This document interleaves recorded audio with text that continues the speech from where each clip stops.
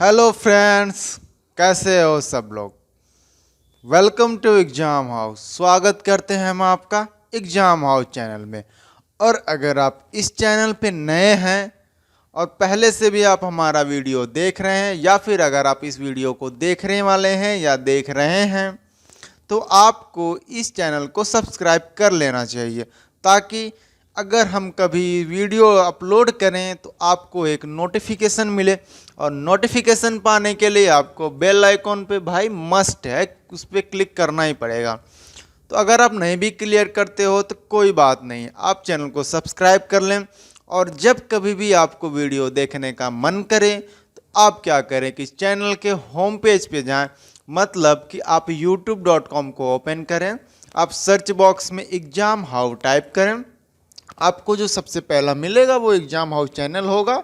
ठीक है, जैसा कि आप देख रहे हो यहाँ पे एक लोगो मिल जाएगा आपको, येलो कलर का HE लिखा हुआ या फिर EH ऐसे कुछ लिखा हुआ मिल जाएगा। ठीक है, फिर आपको क्या करना है कि प्लेलिस्ट में जाना है। प्लेलिस्ट में जा कर के आप साइंस वाले सेक्शन में क्लिक करोगे, वहाँ पे आपको सारे वीडियो जो हमने अभी तक के अपलोड कर रखे हैं आपको वहाँ पे अवेलेबल होंगे या मिल जाएंगे। आप अपनी इच्छा के अनुसार वहाँ पे आप वीडियो देख सकते हो। आज जो हम शुरू करने वाले हैं, जो हमारा टॉपिक है वो है फिजिक्स क्लास 9th का force and law of motion. ठीक है, मतलब हम देखेंगे बल के बारे में और जो भी गति के नियम है जिसको हिंदी में बोलते हैं। ठीक है, तो इसमें ज़्यादा बॉदर होने की ज़रूरत नहीं है। Forces and the laws of motion के बारे में आज हम डिस्कस करने वाले। बट इसमें क्या है कि forces and laws of motion तो टॉपिक है, एक बड़ा सा चैप्टर है आपके बुक में। तो हमने क्या किया कि इसको डिफरेंट डिफरेंट पार्ट्स में स्प्लिट किया है। तो जो सबसे पहला पार्ट आपको मिलेगा उसमें मिलेगा बैलेंस एंड अनबैलेंस फोर्स, और आपको दूसरा टॉपिक मिलेगा फर्स्ट लॉ ऑफ मोशन। ठीक है, तो आप ये दो टॉपिक आज इस वाले वीडियो में आप अच्छी तरीके से देखोगे, समझोगे। और अगर आप मेरी बातों को ध्यान से सुनते हो तो आपको किसी भी चैनल पे वीडियो देखने की ज़रूरत नहीं पड़ेगी।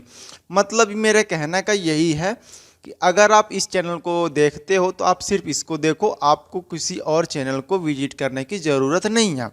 अदरवाइज आपको YouTube एक ओपन सोर्स मीडियम है, आपको ढेर सारे चीज़ें मिल जाएंगी वहाँ पे।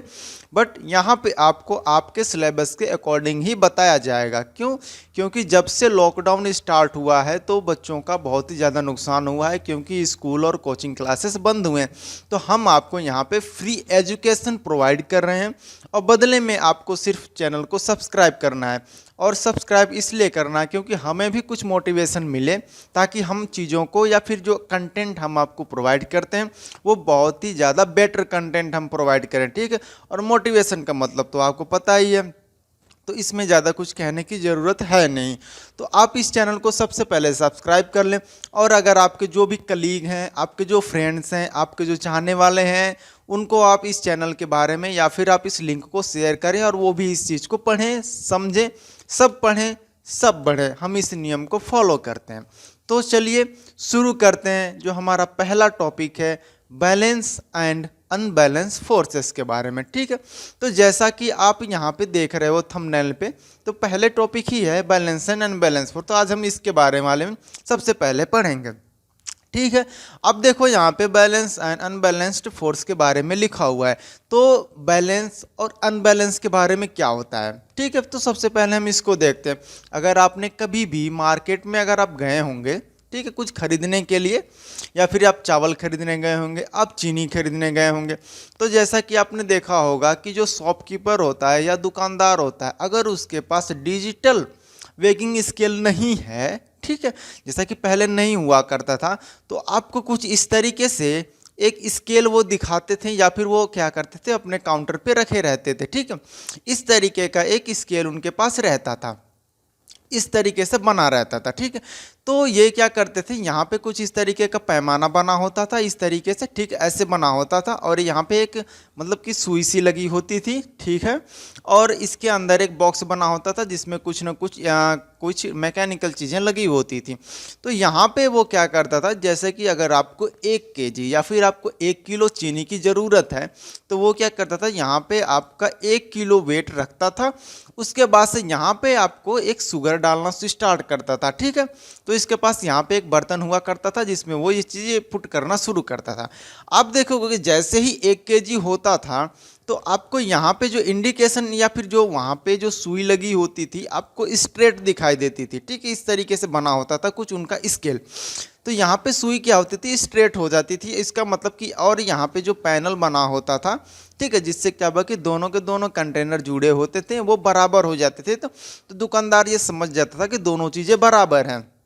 तो बैलेंस का यही मतलब है कि अगर आप यहाँ पे 1 केजी का वेट रख रहे हो, ठीक है, और यहाँ पे आप कोई भी चीज़ रख रहे हो, अगर ये दोनों क्या होता है बराबर हैं, यहाँ पे जो ये स्केल बना हुआ है अगर ये बराबर है या फिर यहाँ की सुई बीच में आ जाती है, इसका मतलब ये है कि 1 केजी का यहाँ पे जो आपने वेट रखा हुआ है वो आपके 1 केजी शुगर के बराबर हो गई है। ठीक है, तो इसको हम क्या बोलेंगे, बैलेंस बोलेंगे। ठीक है, तो ये हो गई आपकी बैलेंस किसे कहते हैं। बट अगर हम बात करें कि अनबैलेंस क्या होता है, तो अगर आप देखोगे कि पहले शॉपकीपर क्या करता है कि यहाँ पे पूरा 1 केजी तो वो रखेगा नहीं, क्यों नहीं रखेगा, क्योंकि भाई उसको तो पता ही नहीं है ना कि 1 केजी कितना होता है। तो वो क्या करेगा, यहाँ पे पहले थोड़ा सा चीनी डालेगा। ठीक है, तो जैसे ही वो थोड़ा सा चीनी डालेगा तो फिर आप देखोगे ना कि उनका जो स्केल है वो कुछ इस तरीके से टेढ़ा हो जाता है। यहाँ पे 1 केजी का वेट रखा हुआ है, यहाँ पे चीनी रखा हुआ है। ठीक है, तो ये क्या करेगा कि अब इसमें और चीनी डालेगा। ठीक है, तो फिर क्या होगा, कुछ इस तरीके से बनना स्टार्ट हो जाएगा। यहाँ पे 1 केजी का वेट रहता है, ठीक है, और यहाँ पे आपका चीनी रखी रहती है। लास्ट में आप देखोगे कि वो तब तक चीनी डालता रहता है जब तक कि कुछ स्केल इस तरीके से सीधा ना हो जाए। ठीक है, मतलब कि ये वाली जो इसका पोर्शन है दोनों बराबर ना हो जाए, या फिर स्केल उसका यहाँ पे जो सुई बनी होती है वो स्ट्रेट ना हो जाए, तब तक वो बैलेंस नहीं है। ठीक है, जब तक वो बैलेंस नहीं होती है उस कंडीशन को हम क्या बोलते हैं, अनबैलेंस बोलते हैं। ठीक है, अगर आप इस प्रैक्टिकल को खुद से करना चाहते हैं, अपने घर पे करना चाहते हैं, तो आप इस तरीके से भी कर सकते हैं कि अगर आपको क्या करना है, एक बार मैं स्क्रीन को क्लियर करता हूँ फिर आपको बेटर तरीके से समझाने की पूरी कोशिश करता हूँ।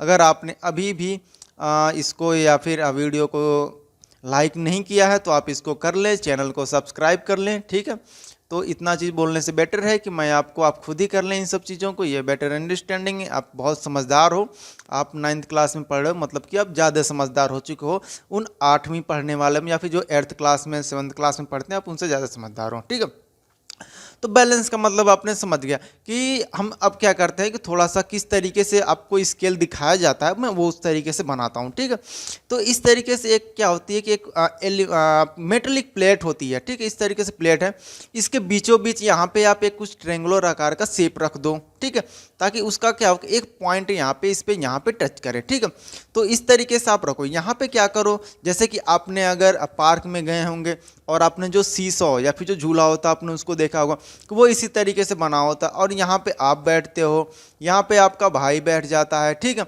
अगर दोनों बराबर है तो मतलब दोनों बराबर वेट के हो। अगर आपका वेट यहाँ पे है, अगर आप ऊपर जा रहे हो, आपका भाई नीचे आ रहा है, तो इसका मतलब ये है कि आप क्या हो कि हल्के हो, आपका भाई क्या है कि भारी है।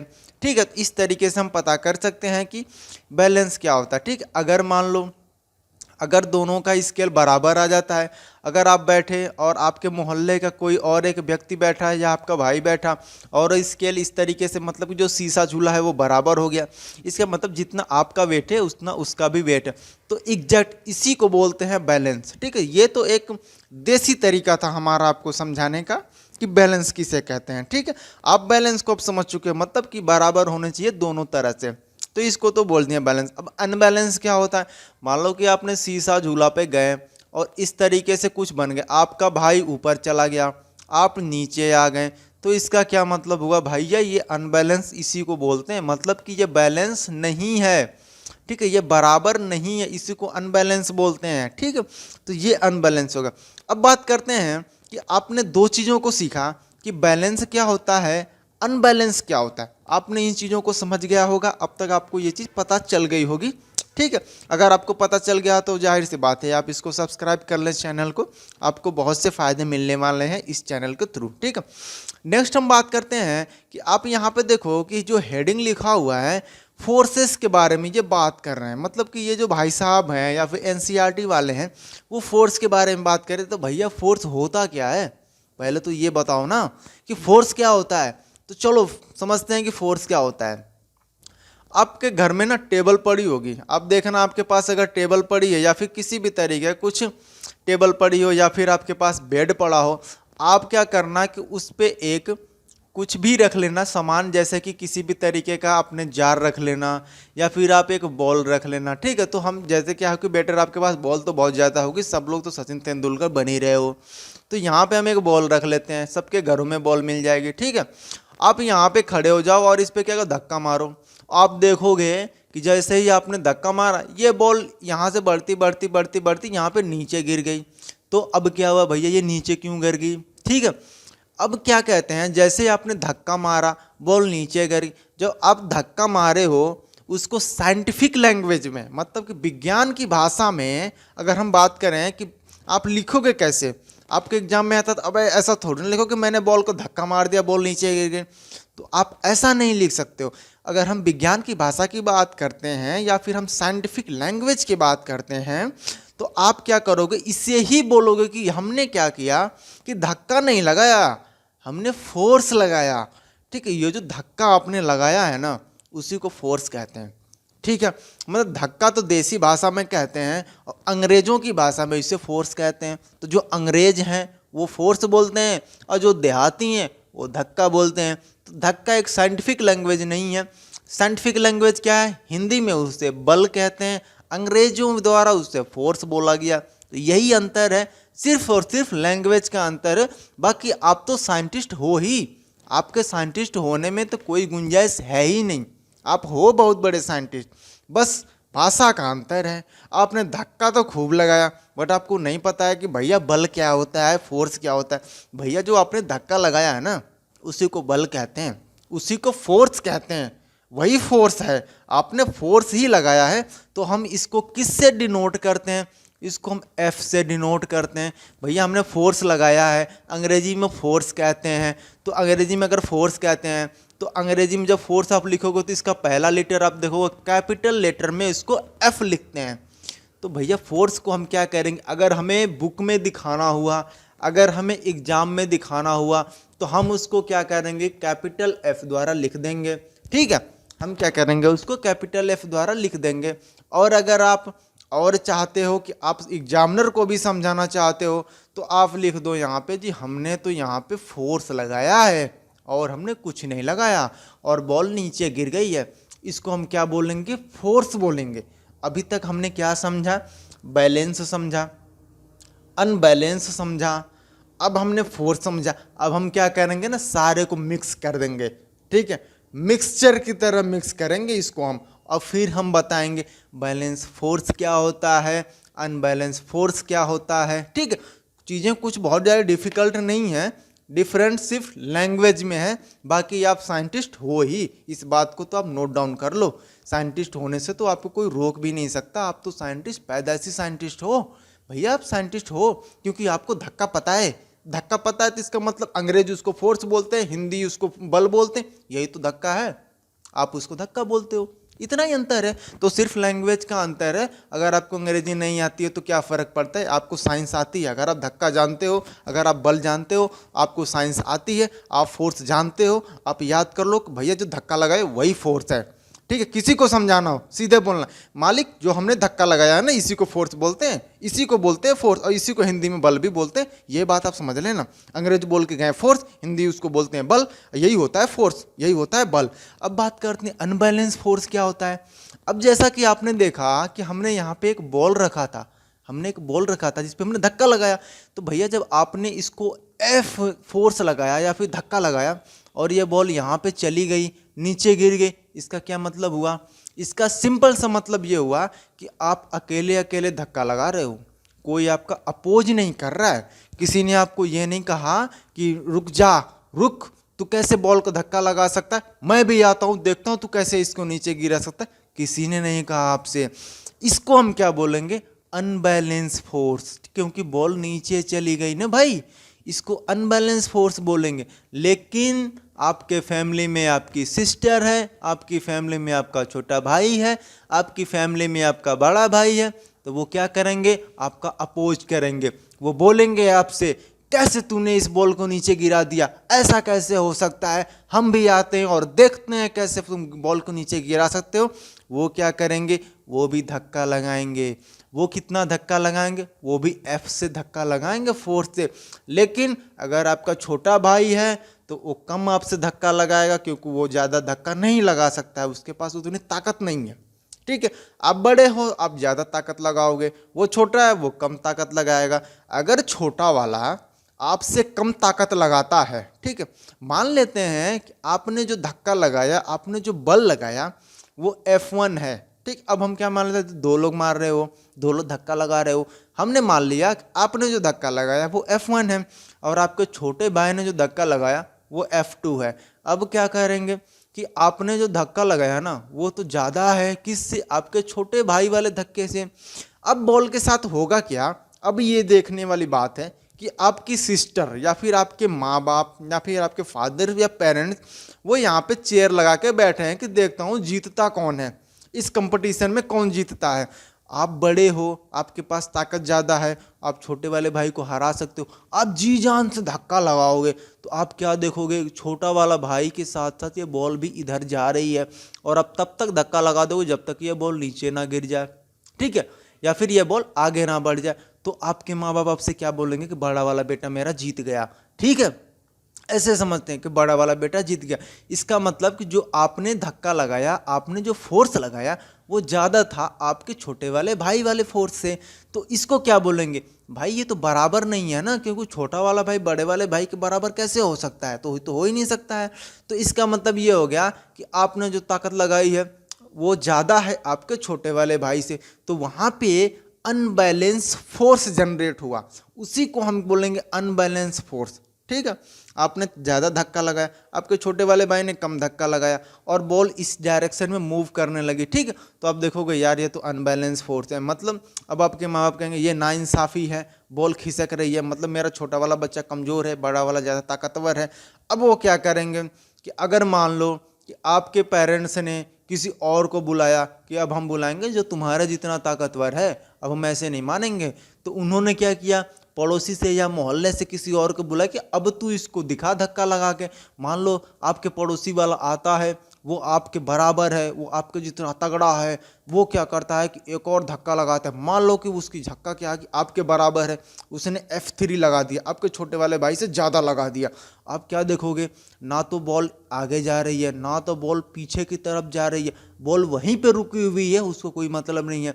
तो अब क्या बोलेंगे, आपने जो धक्का लगाया वो किसके धक्का के बराबर, आपके मोहल्ले वाले लड़के के धक्के के बराबर है। तो अब क्या बोलेंगे, इसी को हम बोलेंगे, ये जो कंडीशन है कि आपका ने जो फोर्स लगाया और आपके जो मोहल्ले वाले लड़के ने फोर्स लगाया वो दोनों बराबर है, तो इसी फिनोमिना को हम बोलेंगे बैलेंस फोर्स। ठीक है, यहाँ पे बॉल ना तो आगे बढ़ रही है ना तो पीछे बढ़ रही है, वो रुकी हुई है, उसको कोई मतलब नहीं है, तुम भी धक्का लगा रहे हो, वो भी धक्का लगा रहे हो, बॉल अपने आप बैठी हुई है, जी हम ना हिलेंगे, ऐसे कैसे तुम हिला दोगे, दोनों साइड से तो बराबर ही लग रहे हैं, हम तो हटेंगे ही नहीं। तो उसको हम क्या बोलेंगे, बैलेंस फोर्स बोलेंगे। ठीक है, अगर बैलेंस फोर्स नहीं हुआ, अगर छोटा भाई आ गया या फिर बड़ा भाई, मान लो उन्होंने मोहल्ले किसी और लड़के को बुला दिया जो आपसे भी तगड़ा है, तो वो क्या करेंगे, मान लो कि उसने ज़्यादा ताकत लगा दी। ठीक है, उसने क्या किया कि ज़्यादा ताकत लगा दिया, अब बॉल ना इधर की तरफ बढ़ेगी, इसको भी हम क्या बोलेंगे, अनबैलेंस फोर्स बोलेंगे। भैया बराबर कहाँ है, बॉल तो मेरी तरफ बढ़ रही है, इसका मतलब ये बराबर नहीं है। तो इसको हम किस तरीके से लिखेंगे, आपका जो फोर्स है वो क्या है, आपके मोहल्ले वाले जो अदर लड़का है या फिर चौथा वाला लड़का है उससे क्या है कि ज़्यादा बड़ा है। ठीक है, मतलब आप वाला फोर्स कम है, मोहल्ले वाले का ज़्यादा है, तो बॉल क्या आपकी तरफ बढ़ेगी, इसको हम क्या बोलेंगे, अनबैलेंस फोर्स बोलेंगे। देखो अनबैलेंस फोर्स तो बैलेंस फोर्स को समझ लो अभी से, क्योंकि आगे जब आप हाई स्कूल में जाओगे या फिर जब हम आपको 10th वाली जब साइंस पढ़ाएंगे तो उसमें इस चीज़ों का बहुत ही ज़्यादा इम्पोर्टेंस है, बहुत ज़रूरी है आपको ये जानना कि बैलेंस फोर्स क्या होता है और अनबैलेंस फोर्स क्या होता है।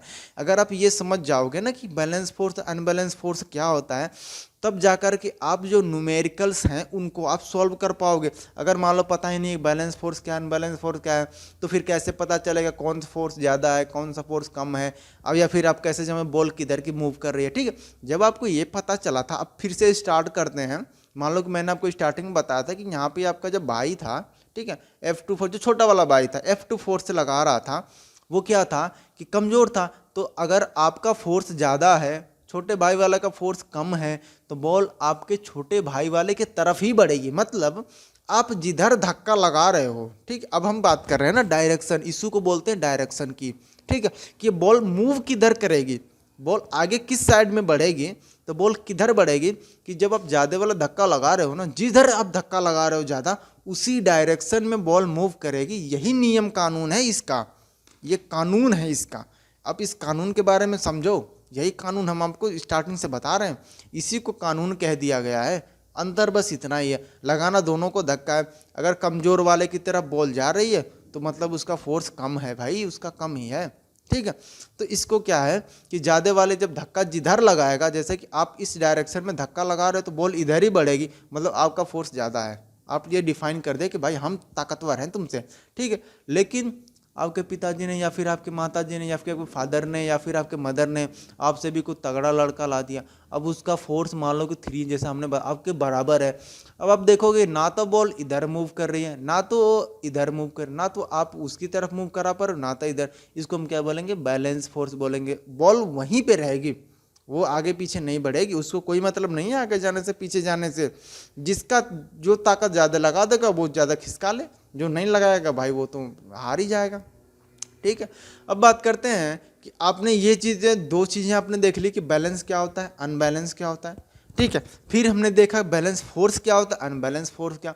ये 2 चीज़ें ना एकदम क्लियर कर लेना, क्रिस्टल क्लियर जिसे कहते हैं, ठीक है। देखो आज तुम देख रहे होगा ना कि यहाँ पे ब्लैक ब्लैक सी स्क्रीन है, येलो कलर से मैं लिख रहा हूँ, इसी वजह से लिख रहा हूँ क्योंकि ये जो ब्लैक वाली स्क्रीन है ना, ये आइंस्टाइन का भी फ्यूचर क्लियर कर दिया था। इसने आइंस्टाइन का फ्यूचर मतलब ब्राइट कर दिया था, न्यूटन का भी फ्यूचर ब्राइट कर दिया था, और बहुत से साइंटिस्ट, बहुत से इंजीनियर बने इसी ब्लैक बोर्ड पे पढ़ के। इसी वजह से आज मैं ये सारा कुछ ब्लैक बोर्ड पे बता रहा हूँ। वाइट वाला मैंने इसी वजह से नहीं लिया कि सफ़ेद वाले पे नहीं बताऊंगा, सच बताऊंगा, काले वाले पे बताऊंगा, और काले वाले पे बंदों को समझ में आएगी, हमारे बच्चों को काले वाले पे ही समझ में आएगी, ठीक है। तो ये बेसिक है, अगर आप ये समझ लोगे ना तो फिर मैं काला लूँ या ब्लैक लूँ या फिर वाइट लूँ, डजेंट डिफरेंस, ठीक, कोई मतलब नहीं है, ये कोई मतलब नहीं रखता है।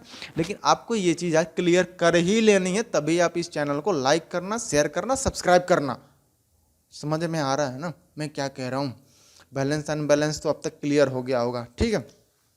अब देखो यार, कुछ साइंटिस्ट हैं, एक तो हमारे साइंटिस्ट भाई साहब थे जिनका नाम था यार गैलीलियो, उनका नाम था गैलीलियो। ये समझ लो कि 15वीं 16वीं शताब्दी की हम बात कर रहे हैं। सोचो आज साइंस आप 2020 में पढ़ रहे हो, ठीक है, और उन्होंने तो यार 16वीं शताब्दी में ही कर दिया था कांड, मतलब उन्होंने तो पहले ही ढूंढ लिया था यार, ये तो पहले से कैसे पता। क्यों? क्योंकि उन्होंने ना रिसर्च किया कि यहाँ पे तो यार बात फोर्स की हो रही है, चलो ठीक है, लेकिन उन्होंने क्या किया ना, कुछ प्रैक्टिकल किया, जैसा कि आप करते हो, आप भी तो प्रैक्टिकल करते हो। आप जाते हो, आप देखोगे पार्क में एक इस तरीके से एक झूला टाइप सा बना रहता है, इस तरीके से, ठीक है, मैं थोड़ा सा क्लियर करता हूँ ताकि आपको अच्छे समझ में आ जाए। इस तरीके से एक झूला बना रहता है, ठीक है, और ऐसे बना रहता है, आप ये क्या रहता है, स्लिप करते हो इस पर, और यहाँ पे क्या रहता है, सीढ़ी बनी रहती है, आप यहाँ पे चढ़ते हो, चढ़ने के बाद से यहाँ पे बैठते हो, और उसके बाद से छोड़ देते हो हाथ अपने, और आप सरकते हुए टू टू टू टू करके यहाँ पहुँच जाते हो, ठीक है। अब उन्होंने क्या है ना, इसी चीज़ पे प्रैक्टिकल किया था भाई साहब, जो गैलीलियो थे ना, उन्होंने ऐसा ही प्रैक्टिकल किया था, वो हम आपको अगले वाले टॉपिक में बता रहे हैं। तो अगला वाला टॉपिक क्या है हमारा? अगला वाला टॉपिक है फर्स्ट लॉ ऑफ मोशन, इसी को कहते हैं फर्स्ट लॉ ऑफ मोशन। अब यहाँ पर देखो कि जैसा कि आप अपनी एनसीईआरटी की अगर बुक देखोगे ना, तो उसमें ऐसा ही फिगर मिलेगा, मैंने वहीं से लिया है, ठीक है। क्यों ऐसा लिया है? क्योंकि यार आपको समझ में आना चाहिए। ऐसा ना मैंने कोई हाथी घोड़ा बना दिया और आप समझ ही ना पाओ, तो मतलब ही क्या है। मतलब मैं यहाँ पे भी समझाऊंगा, आप किताब में भी वही पढ़ोगे, पक्का बता रहा हूँ, 100% की गारंटी तो मैं नहीं दे सकता, बट समझ में जरूर आ जाएगा, इस बात की तो पूरी गारंटी है, ठीक है, पूरी गारंटी दे रहा हूँ। यहाँ पे ना एक ब्लॉक है, जैसा कि आप यहाँ पे सीढ़ी से चढ़ जाते थे ना, टकाटक तुरंत स्टार्ट कर दे टू टू टू, और यहाँ पे बैठते थे, जैसे ये बॉल दिख रहा है आपको, ठीक है, थोड़ा कलर चेंज कर दूँ ना, दिखेगा नहीं, गालियाँ ही दोगे। तो यहाँ पे ऐसे आके बैठ गए, बैठने के बाद से हाथ छोड़ दिया, फिर सरकते सरकते टूण यहाँ तक पहुँच गए। तो ये तो गैलीलियो साहब ने क्या किया यार, यहाँ पे तो जा रहा है, थोड़ा सा हम क्या करते हैं ना, एक और यहाँ पे बना दिया उन्होंने इस तरीके से, इस तरीके से उन्होंने एक और बना दिया। फिर उन्होंने क्या किया ना, जो बॉल आप धक्का लगा रहे थे ना उसी बॉल को उन्होंने अब यहाँ पे रखा और उन्होंने छोड़ दिया। यार ना तो बैलेंस फोर्स है ना तो अनबैलेंस फोर्स है। यहाँ पे देखा उन्होंने कि ये तो ऐसे फिसलती हुई आती है और उसके बाद से ऐसे फिसलती हुई ऊपर चली जा रही है। यार सीन क्या है इसका, ये बस समझ आना था। ठीक है, मतलब ये है कि ऐसे ये जो बॉल आप देख रहे हो ना, ये यहाँ तक आई, आने के बाद से ये फिर अपने आप बिना किसी फोर्स के, बिना किसी धक्का के ये ना ऊपर चली जाए। तो अब यार गैलीलियो ने ये बताया कि ये कहाँ तक ऊपर जाएगी। ऐसा तो नहीं है ना कि ये अंतरिक्ष में चली जाए, भैया ऐसा नहीं होगा। उन्होंने बताया, क्या बताया, कि अगर किसी भी तरीके का ये जो प्लेट है या फिर ये जो ब्लॉक है इस पे फ्रिक्शन नहीं है, मतलब किसी भी तरीके का घिसाव नहीं है, किसी भी तरीके का जड़त्व नहीं है। अगर आपको जड़त्व के बारे में नहीं पता है तो आप बस इतना याद कर लो कि इसे जड़त्व क्या होता है, कोई एक चीज़ होती है। तो अब क्या चाहते हो आप, मैं जड़त्व के बारे में आपको बता दूं थोड़ा सा? हाँ, अगर आप चाहते हो कि मैं बताऊं तो भैया हमारा भी तो मोटिवेशन क्लियर करो, हमें भी तो कुछ लाइक शेयर सब्सक्राइब दो। ठीक है, चलो ठीक है, बताते हैं। यार नहीं करोगे तो क्या कर सकते हैं, और भी तो बहुत से लोग हैं जो देख रहे हैं, उनके लिए ही बता देते हैं। ठीक है, तो अब हम आपको बताएंगे, हल्की सी एक डेफिनेशन बताएंगे फ्रिक्शन क्या होता है। ठीक है, तो यहाँ पे हम बता देते हैं ना, थोड़ा सा बताऊंगा मैं, ज़्यादा नहीं, ताकि आप इस वाले टॉपिक को समझ लो कि फ्रिक्शन क्या होता है। ठीक है, फ्रिक्शन, जैसा कि आपको पता है कि आप धक्का जो लगा रहे थे ना बॉल पे, जो मैंने आपको बैलेंस अनबैलेंस फोर्स बताया, ठीक है, वो आप धक्का जो लगा रहे थे ना वो इसी की वजह से लगा रहे थे। ये बहुत ही कमीनी चीज़ है। ठीक है, अच्छों की इसने खटिया खड़ी कर दी है इस फ्रिक्शन में। ठीक है, कैसे, मैं आपको बताता हूँ कि जैसे आप सड़क पे जा रहे हो या फिर आप सड़क पे ना गाड़ी वाड़ी चला रहे हो, ठीक है, कभी कभी यार इसकी ज़रूरत भी पड़ जाती है। ऐसा इतना नकारा निकम्मा थोड़ी नहीं है, फ्रिक्शन काम की चीज़ है, लेकिन कभी कभी ये क्या है ना, खटिया भी खड़ी कर देता है। मतलब जितना काम का है उतना नकारा भी है ये। ठीक है, अगर आप देखो कि जैसे कि आपने टेबल है, ठीक है, आपने इस तरीके से एक टेबल लिया और इस पे एक बॉल लिया, आपने इसको ना जब धक्का लगाओगे तो ऐसा तो है नहीं कि ये बॉल ऐसे टड़ा भैंस ये मत चला गया, मून पे चला गया, मार्स पे चला गया, ऐसा तो नहीं है ना, ऐसा तो कुछ होता नहीं है। ये बॉल कहाँ तक जाएगी, ज़्यादा से ज़्यादा खिसकते हुए यहाँ तक मान लो कि पहुँच गई। बड़ी सी टेबल है यार, छोटी टेबल मत लेना। ठीक है, धक्का लगाना धीरे से लगाना, तो यहाँ पर आकर रुक गई। यार ये बताओ, हमने तो फोर्स लगाया, ये बॉल यहाँ पे क्यों रुक गई? मतलब ये बॉल यार ख़राब है। तो अगर आप सोचते हो ना कि ये बॉल ख़राब है तो भाई आप गलत हो, बॉल ख़राब नहीं है। गलती किसकी है? फ्रिक्शन की है। फ्रिक्शन क्या बोलता है, आप धक्का लगा कर दिखाओ, हम तो रोकेंगे। फ्रिक्शन ये बहुत ही, मतलब कि आप ये कितना गाली इसको दे लो ना, कमी है इतना। ये मतलब कि आप जी भर के धक्का लगा दो भाई, ये नहीं मानने वाली, ये आपको यहीं पे रोक देगा। जैसे कि यहाँ पे कोई एक ब्लॉक ले लो, जैसे आपने बुक ले लिया और इस पे आप धक्का लगा रहे हो, मान लो फोर्स लगा रहे हो, एफ न्यूटन है या फिर कुछ भी है, फोर्स आप लगा रहे हो। ठीक है, याद रखना फोर्स की जो यूनिट होती है वो न्यूटन होती है। वो हम आपको आगे चल के बताएंगे कैसे होता है, क्यों होता है। ठीक है, तो ये जो है ना फोर्स आपने लगाया, तो जैसे जैसे यहाँ पे बढ़ते बढ़ते जाएगा, अपने आप रुक जाएगा, रुक जाएगा। क्यों रुकेगा, क्यों रुकेगा, क्यों रुकेगा? सोचो कि क्यों रुकेगा, सोचो। सोचना ही तो तुम्हारा काम है, क्योंकि तभी तो तुम साइंटिस्ट बनोगे, तभी इंजीनियर बनोगे। कैसे? जब सोचोगे। सोचना है कि हमने धक्का लगाया, ये रुक क्यों गया। सबसे बड़ा सवाल यही है। ये अपने आप से सवाल ये पूछो कि ये धक्का लगाने के बाद ये रुका ही क्यों है। इसको तो रुकना ही नहीं चाहिए, रुक क्यों गया? अब 1000 गालियाँ दो इसको, लेकिन ये ब्लॉक क्या है या फिर ये बुक या फिर ये बॉल, ये बोलेगी कि भाई मेरी किसमें कोई गलती नहीं, ये जो फ्रिक्शन है ना ये मुझे रोक रहा था। अब क्या होगा, फ्रिक्शन क्या करता? अब देखो, तुमने अगर धक्का इस डायरेक्शन में लगा दिया, गलती से भी तुमने अगर इस डायरेक्शन में लगाया, तो फ्रिक्शन क्या करेगा? जैसे तुमने इस तरीके से कोई एक बुक है इस पे धक्का लगाया, ठीक है, और ये किसी टेबल पे रखी है, तो फ्रिक्शन क्या करेगा कि फ्रिक्शन ये भी एक इंसान की तरह धक्का लगाएगा और वो क्या करेगा, इस डायरेक्शन में लगाएगा। मतलब तुमको ये हमेशा रोकेगा कि तुम इस डायरेक्शन में धक्का मत लगाओ। लेकिन अगर ये बुक आगे बढ़ती है, जैसा कि मैंने आपको बताया, ये छोटा भाई है आपका, ठीक है, छोटे भाई को हम क्या दिखा दे, मान लो स्मॉल एफ से हमने दिखा दिया, आपको हमने कैपिटल एफ से दिखा दिया, आप बड़े हो, ठीक है। अगर ये छोटा भाई कम है ना, तो इसका मतलब ये जो बुक है, ये जो बॉल है ना, भैया ये आगे की तरफ ही बढ़ेगी। तो यही बात आती है। और आपने जैसे ही धक्का हटा दिया या फिर छोड़ दिया तो ये आगे जैसे जैसे बढ़ेगी ना, तो वैसे क्या होगा कि आपका धक्का जो लगाया था या फिर आपने जो फोर्स लगाया था वो कम पड़ने लगेगा और फ्रिक्शन क्या होगा, वो ज़्यादा हो जाएगा। मतलब कि वो क्या कांस्टेंट ही रहता है, बट वो क्या हो जाएगा, इन कंपैरिजन आपके फोर्स से ज़्यादा होने लगेगा। तो ये बुक या फिर ये बॉल यहीं पे रुक जाएगा। तो ये फ्रिक्शन होता है जिसको जड़त्व कहते हैं।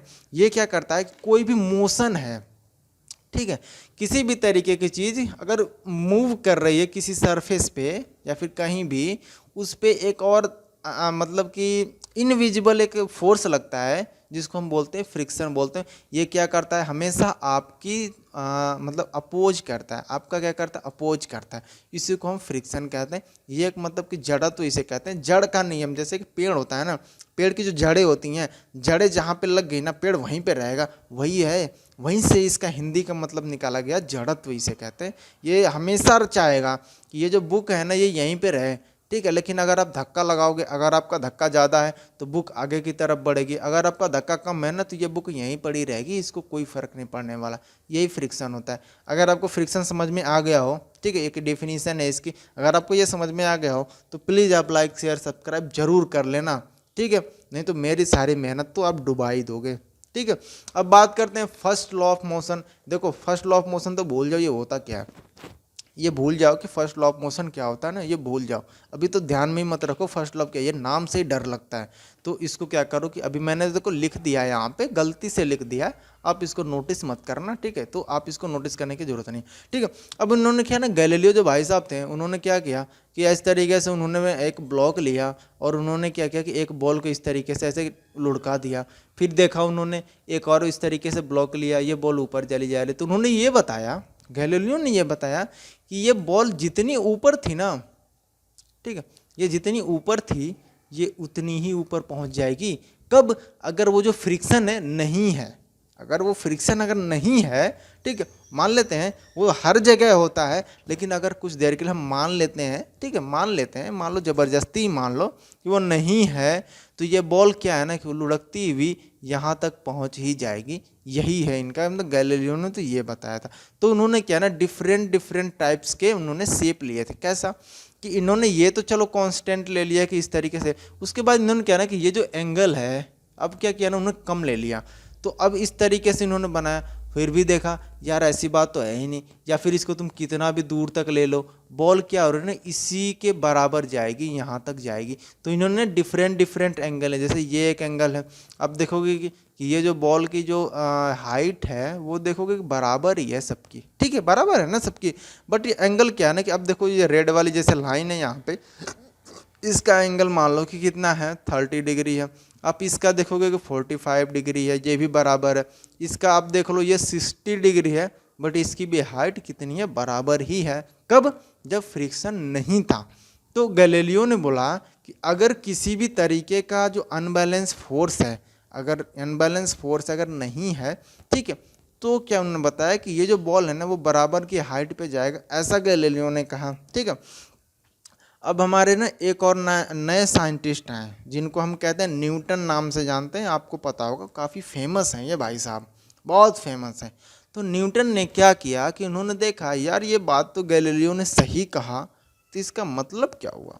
तो उन्होंने एक मतलब निकाला, मतलब ये निकाला कि अगर कोई भी ऑब्जेक्ट है, ऑब्जेक्ट का मतलब कि कोई बॉल है, ठीक है, कोई सी भी बॉल है, अगर वो रेस्ट में है, रुकी हुई है, तो वो रुकी हुई ही रहेगी जब तक, कब तक रुकी रहेगी, जब तक कि आप किसी भी तरीके का कोई इस पर धक्का ना लगाओ। बाहर से कोई अगर धक्का आप नहीं लगाते हो ना तब तक रुकी ही रहेगी।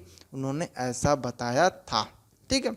एक चीज़ मैं और बताता हूँ कि गैलीलियो ने नेट फोर्स के बारे में बताया था, ठीक है। नेट फोर्स क्या है, वही है अनबैलेंस फोर्स के बारे में बताया था, ठीक है। कि अगर मान लो कि जैसे कि कोई भी एक ब्लॉक है इस तरीके से और आपने लगा दिया एफ फोर्स, आपने लगाया, आपके भाई ने भी बराबर लगाया, तो ये क्या होता है, नेट फोर्स इसी को बोलते हैं। ऐसा कुछ है, आप अभी तक ये समझो, बट नेट फोर्स क्या होता है वो हम आपको बाद में और अच्छे तरीके आता है यहीं से, ठीक है।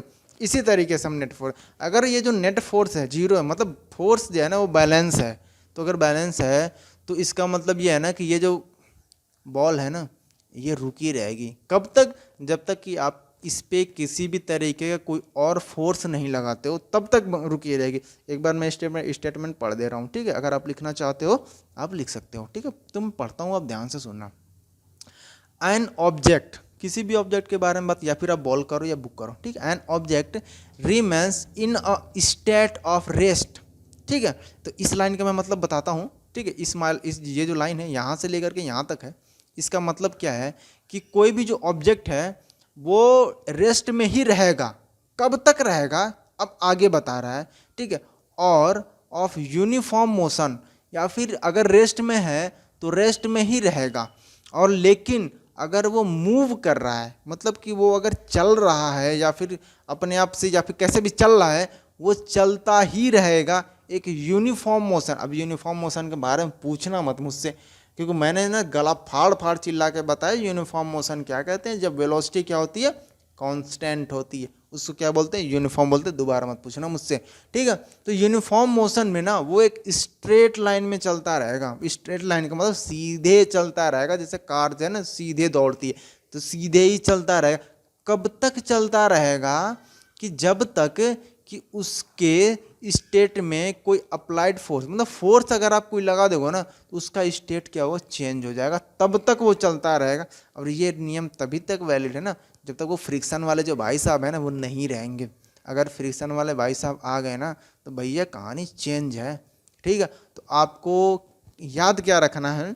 आपको बस इतना याद रखना है भाई कि कोई भी ऑब्जेक्ट वो तब तक मतलब स्टेबल रहेगा, तब तक वो रेस्ट में रहेगा जब तक कि उस पर कोई भी बाहर की, देखो दो स्टेटमेंट हैं इसमें, ठीक है? मैं फिर से बता रहा हूँ। देखो मैं नहीं चाहता हूँ ना कि तुम अगर देख रहे हो ना इस वीडियो को तुम्हें समझ में ना आए, इस वजह से मैं इस चीज़ को बार बार बता रहा हूँ कि ये जो फर्स्ट लॉ ऑफ मोशन है ना इसको समझ लो अभी से, ठीक है? बाद में कोई दिक्कत नहीं होगी, तो बी सीरियस और इसको देख लो, ठीक है? तो मैं इसको है ना इसको दो पार्ट्स में तोड़ दो। इस जो स्टेटमेंट है इसको दो पार्ट्स में तोड़ के मैं समझाता हूँ, आप भी तोड़ के समझ लो। पहला ये कह रहा है कि कोई भी अगर ऑब्जेक्ट है, कोई भी, देखो ऑब्जेक्ट जहाँ भी लिख के आ जाए ना वो समझो कोई भी बॉडी है, कोई सा भी बॉडी, जैसे बॉल हो गया, बुक हो गया, कोई भी है। तो कोई भी ऑब्जेक्ट अगर वो रुका हुआ है, रेस्ट में है, रुका हुआ है, वो तब तक रुका रहेगा जब तक कि आप कोई उस पर फोर्स ना लगाओ, ठीक है? तब तक वो रुका रहेगा। अगर आप कोई फोर्स नहीं लगाते हो तो वो रुका रहेगा, आपने फोर्स लगाया तो आगे बढ़ेगा, ठीक है? या फिर अगर वो चल रहा है, अगर वो मतलब कि दौड़ रहा है या फिर मूव कर रहा है, वो तब तक वो स्ट्रेट लाइन में उसी तरीके से कांस्टेंट वेलोसिटी से मूव करता रहेगा जब तक कि आप इस पर कोई भी फोर्स ना लगाओ। जैसे कि अगर मान लो, पहले स्टेटमेंट को समझने की हम पूरी फिर से कोशिश करते हैं कि ये एक बॉडी है, ये ना रुकी हुई है, ये कब तक रुकी रहेगी? ये रुकी रहेगी भाई, इस पर कोई फर्क नहीं पड़ेगा, ये रुकी रहेगी। आप क्या करना कि टेबल पे ना एक बॉल रख देना और फिर आप उसको दिन रात तो ऐसे ऑब्जर्व कर दो, वो अपने आप कभी आगे नहीं बढ़ेगी, वो हमेशा रुकी रहेगी। कब तक रुकी रहेगी? अगर मान लो कि 2 दिन बाद आपने देखा कि यार वो तो बढ़ी नहीं, अगर आपने ना किसी तरीके कोई धक्का लगा दिया तो आप देखोगे कि ये जो बॉल है ना ये आगे की तरफ बढ़ जाएगी, ठीक है? आपने धक्का लगाया तब जाकर ये आगे बढ़ी है, नहीं तो ये आगे नहीं बढ़ती। ये पहला स्टेटमेंट है। दूसरा स्टेटमेंट क्या कह रहा है कि अगर ये जो बॉल है, अगर ये पहले से ही आगे जा रही है, ठीक है, ये जा रही है, चली जा रही है, तो ये कब तक चलेगी? जब तक कि आप इसको रोकने के लिए कोई फोर्स ना लगाओ, या फिर आपने कोई और धक्का इधर से लगा दिया तो ये क्या और तेज़ी से जाने लगेगी। अगर आप इसको रोकना चाहते हो तो इधर से एक धक्का लगाओ तो जाके ये रुकेगी, तब जाकर के इसके स्टेटमेंट में कोई चेंज आएगा, ठीक है? जैसे कि अगर हम बात करें कि आप कार से जा रहे हो, आप चले जा रहे हो, चले जा रहे हो, चले, जब तक आप ब्रेक नहीं लगाओगे तब तक गाड़ी रुकेगी नहीं, ठीक है? या फिर तो आप इंजन बंद करो या तो आप ब्रेक लगाओ। अगर आपके पास अगर ब्रेक नहीं है तो इंजन बंद करो, अगर आप इंजन चालू ही करना चाहते हो तो ब्रेक लगाना ही पड़ेगा। तो इस स्टेटमेंट का यही कहने का मतलब है कि कोई भी जो ऑब्जेक्ट है वो रुका हुआ रहेगा, कब तक? जब तक कि इस पर बाहर से कोई फोर्स ना लगाओ, और अगर वो चल रहा है ना तो चलता ही रहेगा, यूनिफॉर्म मोशन से चलता रहेगा जब तक कि आप कोई बाहर से फोर्स ना लगाओ। यही है फर्स्ट लॉ ऑफ मोशन। और ये सच में बताऊँ बहुत टाइम हो गया, मतलब कि आप सोचो कि मैंने इसको आपको आधे घंटे लगे सिर्फ ये 2 स्टेटमेंट समझाने में। तो अगर आपको ये चीज़ समझ में आई हो, वीडियो अगर आपको अच्छा लगा हो तो आप इसको लाइक कर लेना, शेयर करना, अपने दोस्तों के साथ शेयर करना, और इस चैनल को जो एग्ज़ाम हाउस चैनल है आप इसको सब्सक्राइब करना मत भूलना, ठीक है? अब हम क्या आगे जो आपके सिलेबस में होगा वो चीज़ें हम लेकर आएंगे और आपको न्यूमेरिकल भी इसी वाले मतलब कि जो आपको ये इस यूनिट का न्यूमेरिकल जो भी है उसमें आपको बताए जाएंगे विदाउट एनी डाउट। ठीक है, आपको अच्छे से समझा के बताया जाएगा, इसमें कोई भी आपको डाउट नहीं रखना है। ठीक है, तो आज के लिए इतना ही रहने देते हैं। बाकी आप समझदार हो ही, आप तो साइंटिस्ट हो, छोटे साइंटिस्ट हो, इसमें कोई दिक्कत नहीं है। तो लाइक शेयर सब्सक्राइब में कोई दिक्कत मत करना, आप ऐसे करते रहना।